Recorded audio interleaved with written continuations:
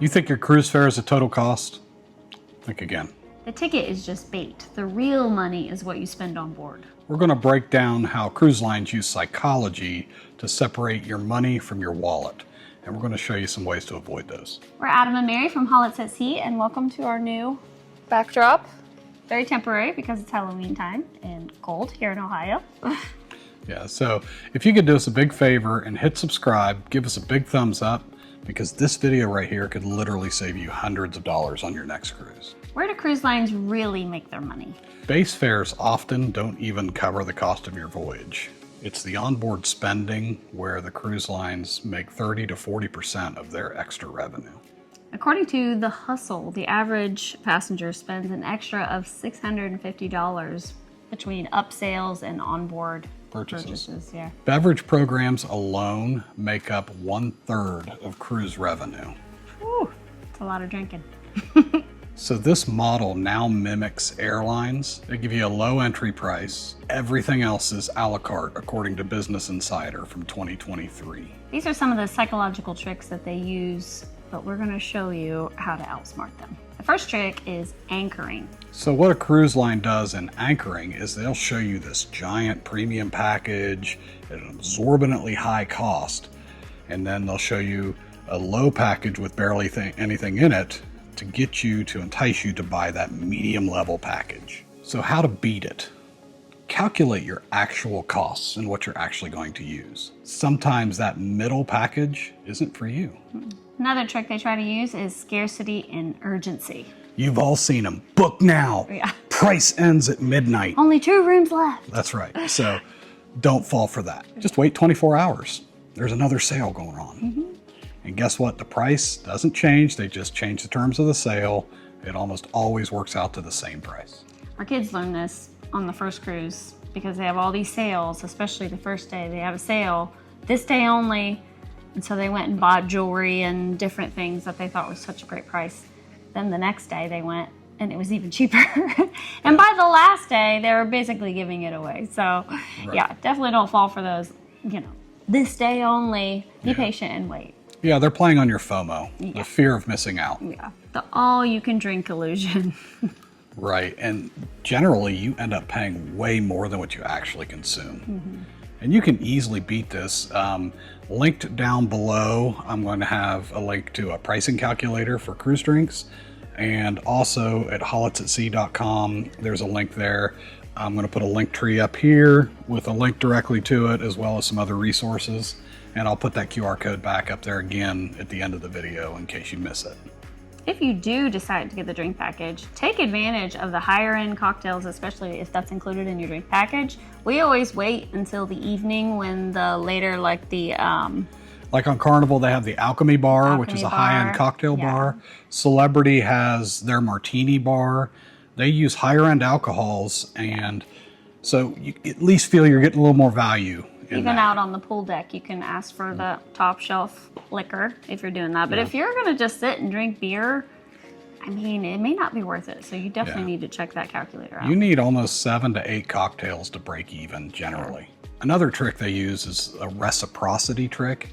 Like they'll give you a free drink or a free little massage sample to entice you to book. And it's a trap that a lot of people fall into. They're gonna make you feel obligated to upgrade. Yeah. It's really hard unless you're like me, which I don't have any issue saying, nope, I'm good. Thank you for my free whatever it is you gave me. Yeah. But unless you're like somebody else, you might fall for it. Sometimes. Sometimes. The best way to beat this is just enjoy it, smile, and walk away.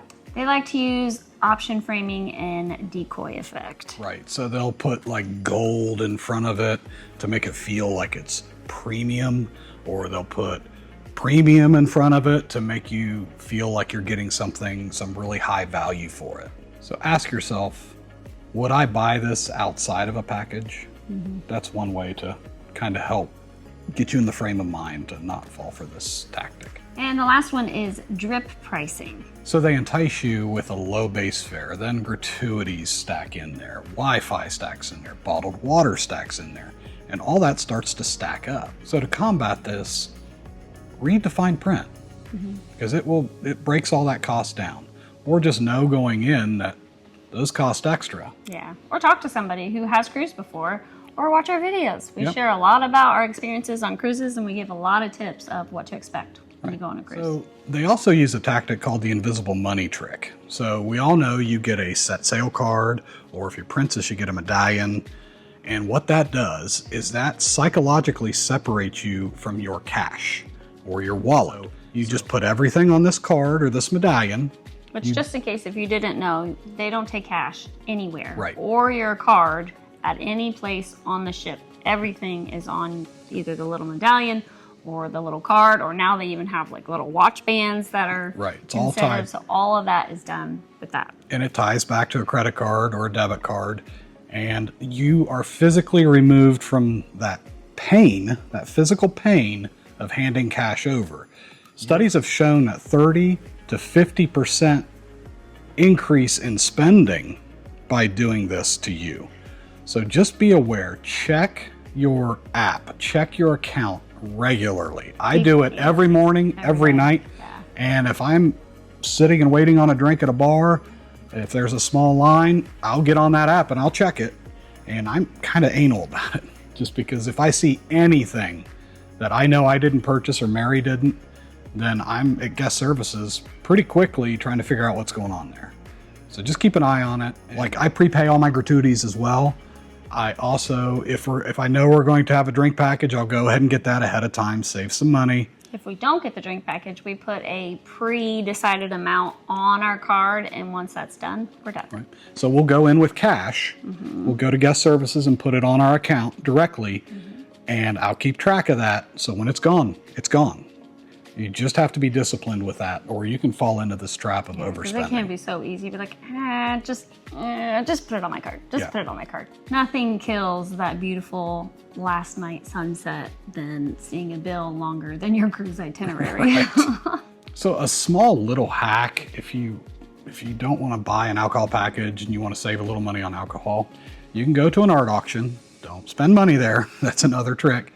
But you usually get free champagne. Get a couple of those while you're there. Or if you want to play a little bit in the casino, as long as you're gambling, you can get a couple free drinks.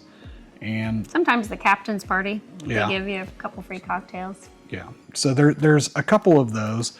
You can also, while on port, usually some of the bars, especially in Nassau, you can get a couple drinks there cheaper, or you can buy some a la carte.